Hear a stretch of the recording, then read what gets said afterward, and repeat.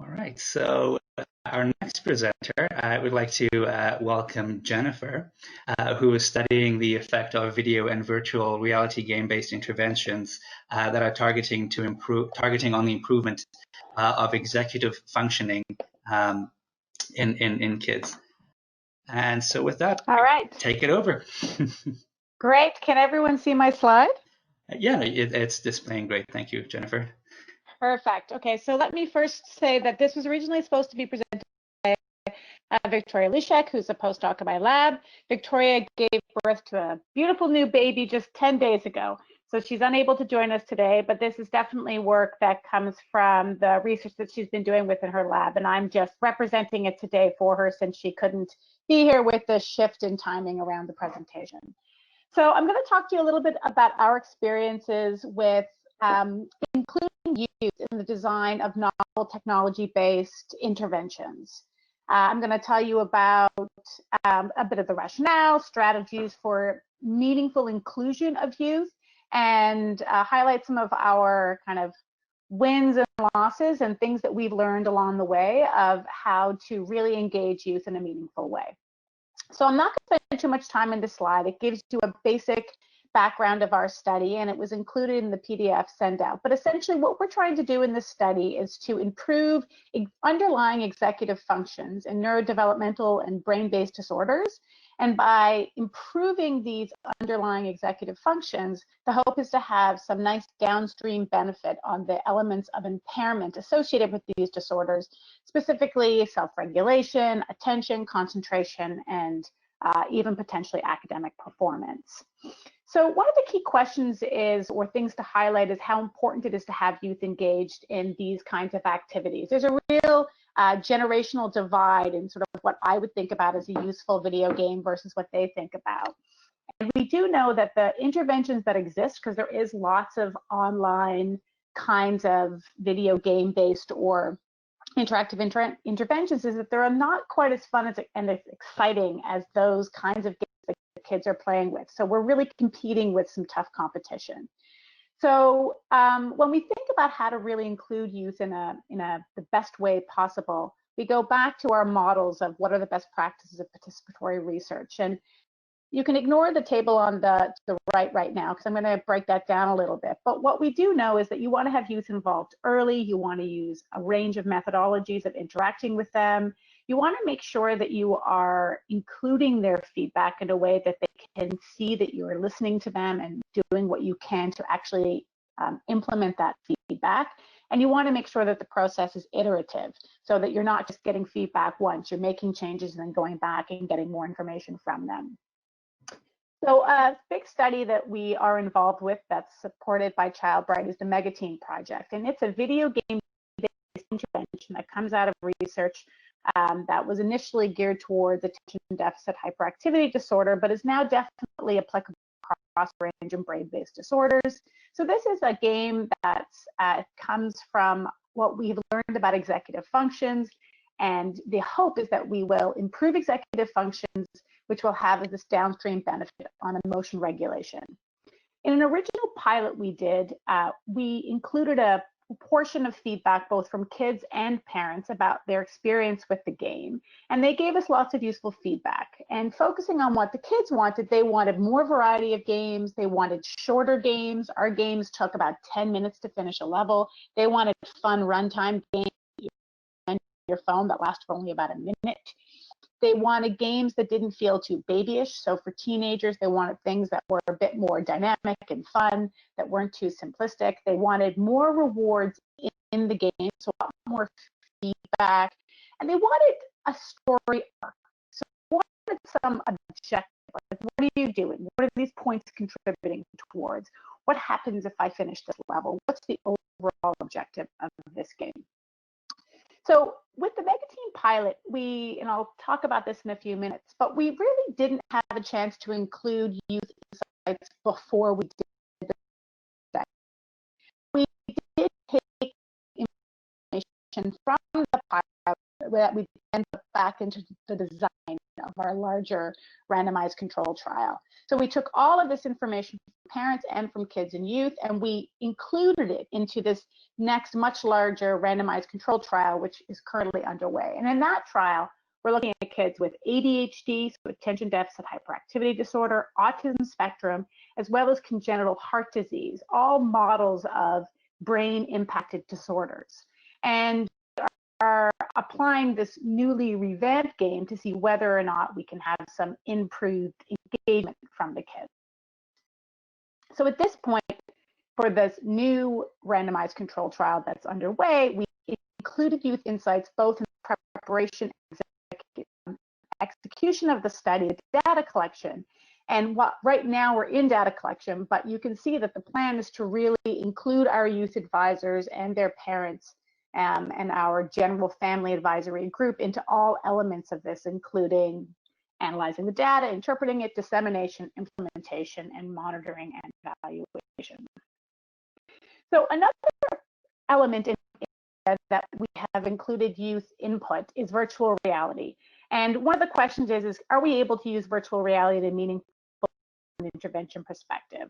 We do know that VR is much more engaging. Kids are way more engaged in playing. It's much more immersive. It has the capacity to be a little bit closer to real life situations. And from a neuroplasticity perspective, we're optimistic that maybe you'll have greater gains using VR, but using similar kinds of tasks that we're training in Mega Team. So we are including insight from our youth in that development as well. And the real value here is that for this study, we really had the youth involved before we even put words on paper. So we could really include them in thinking about what would we do from the ground up in developing a study right from the very beginning. So with regards to insights from our youth, we have a really great group, family and youth group. We have two youth who've been engaged for quite a long time. One is Noam, he's 15, he's in grade 10. He's actually been involved in advising some of the research I've been doing for a number of years. He was involved in a documentary we did a couple of years ago, kind of looking at using video games. And he's really quite invested in trying to figure out the best way to create games that are going to be useful and fun and engaging for youth. We also have Kaya Cosgrove, she's 14. She identifies as having ADHD. She has brothers with neurodevelopmental disorders, including autism. So she brings a real insight about what are some of the different brain-based disorders and how they might be relevant to these video games. I think she has her own perspective of what she would find fun in a video game, but she has an older brother and a younger brother who are at different levels with strengths and weaknesses. And I think she's able to kind of step back and say, okay, well, you know, this is what I would find engaging, but you know, my brothers might find these other things engaging as well. So she really brings quite a broad neurodevelopmental perspective and thinking about youth of different ages. And she's been with us for almost 2 years now and quite involved with Mega Team and with the VR project as well. So when we step back to think about where were some of the barriers in engaging youth, and some of them we had anticipated, and some of them I would say we all tackled together. So one of the key things that comes out by the schematic is that for traditional research, the way we do it is we write a grant as researchers and we put it in, and then the funding agencies fund it, and then with that money get it going. But if you're going to do that, by then you already have a product partly designed. So it means that you've already designed something before you have gotten that initial. So you're already behind in trying to really engage your family partners up front. Another part of engaging youth that can be tricky is the speed with which things happen in academic research. So things move slowly. So REBs can be slow. When you're developing technology, we interact with a commercial partner. You know, they have a certain timeline. They can't do things immediately. So a youth can give us really great feedback, but it could be 6 months or a year before they would actually see that in a prototype. And that can be a bit frustrating to them. You want to make sure you're communicating to them that although they're not seeing these changes the next time you get together, that you have taken them on board and they are going back into production. But it can create a bit of a tension between the speed with which people are giving you feedback and the speed that you can implement it within your research. So for example, in the clinical trial, once things are moving, we're not going to make changes to the game that's being used in that trial. We may be taking lots of information for how we may want to make changes to the next version, but we're not going to actually start that trial at the time.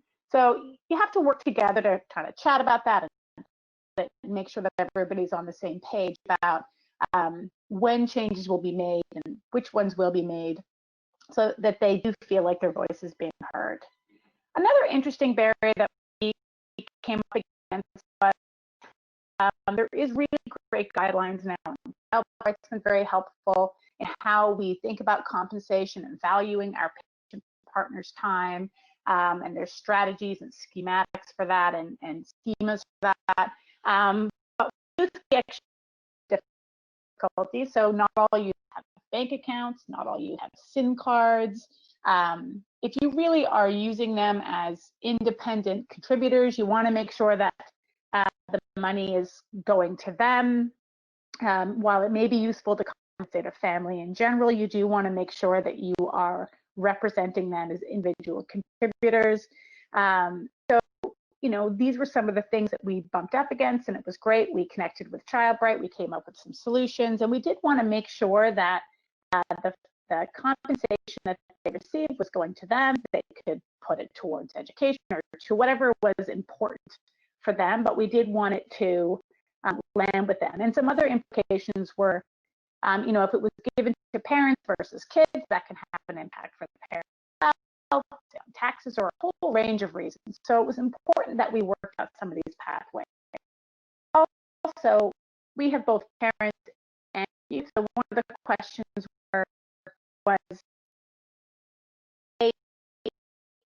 representing independent perspectives, or are they just representing a single perspective from family?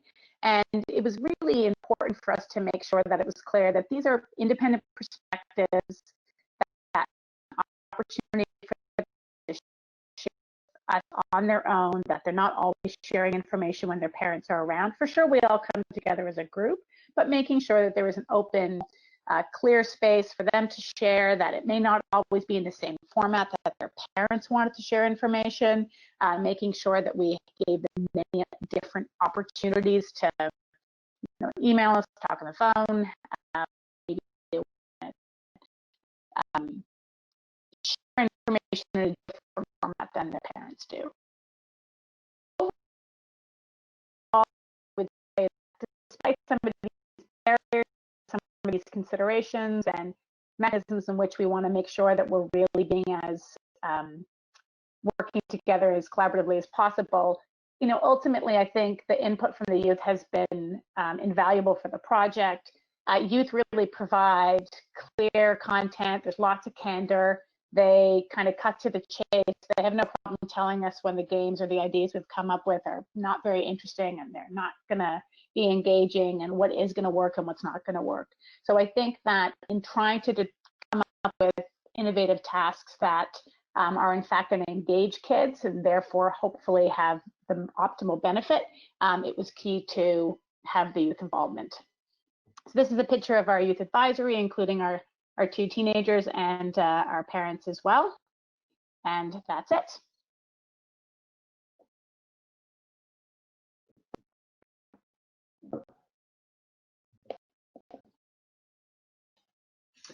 Well, thank you so much, Jennifer, for sharing some of the lessons you've learned or some of the insights you've gleaned from working with youth in coming up with the intervention and designing the strategy.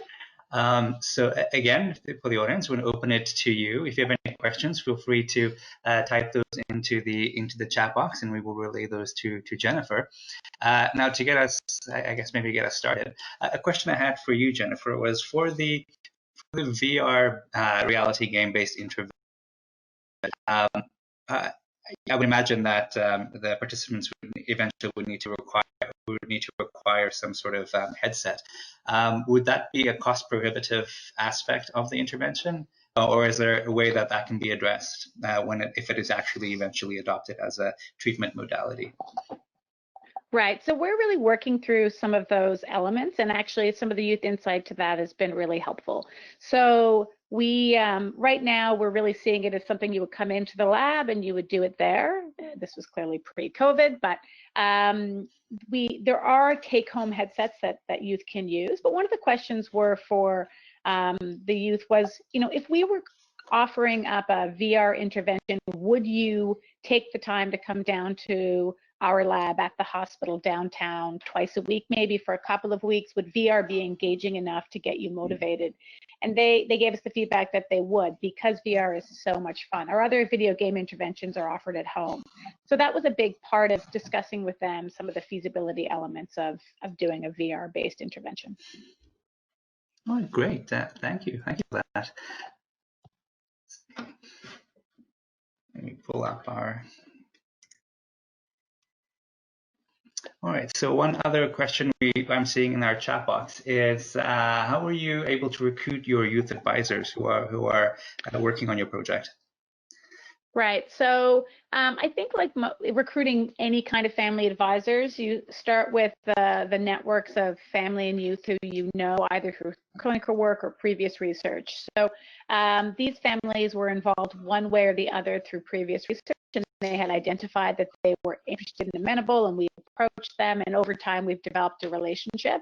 I think like all meaningful patient engagement, the key is how do you stay connected with them, how do you stay involved, how do you kind of make sure you keep that relationship going, and so we've been working and been creative as possible to maintain that with our youth. All right, great. Thank you. So I'm not seeing any other questions pop up for Jennifer, but again, if anything comes to mind after the fact, feel free to connect with me and we will definitely, oh, never mind, one just came in. So one question we have, Jennifer, is what were some of the solutions to the barriers that you mentioned for compensating youth? I think that's a great question, because we went in a couple different directions. So in the end, it was decided that yes, they should be compensated at the same rate as adults, that they're giving the same amount of time. In the end, we did actually ask the parents to get bank accounts and SIN numbers. We had toyed with the idea of using something like gift cards, but ultimately we felt like that isn't the same kind of compensation. Gift cards have a bit of a disposable kind of feel to them, and as I said, over a year or a couple of years, the compensation structure actually adds up to some money that could be put towards something useful for education or what have you. So we wanted to make sure that they were being compensated in the same way. So we worked with the families, and they got bank accounts and some numbers. So everything was very well articulated, and we just worked with the families to make it work. All right. Well, yeah. Thank you for sharing that. So again, if any other questions pop up into your mind after the session, feel free to connect, and we can definitely loop Jennifer in for any further queries. So with that, Jennifer, thank you so much, and we hope to check in with you again soon for an update. Perfect.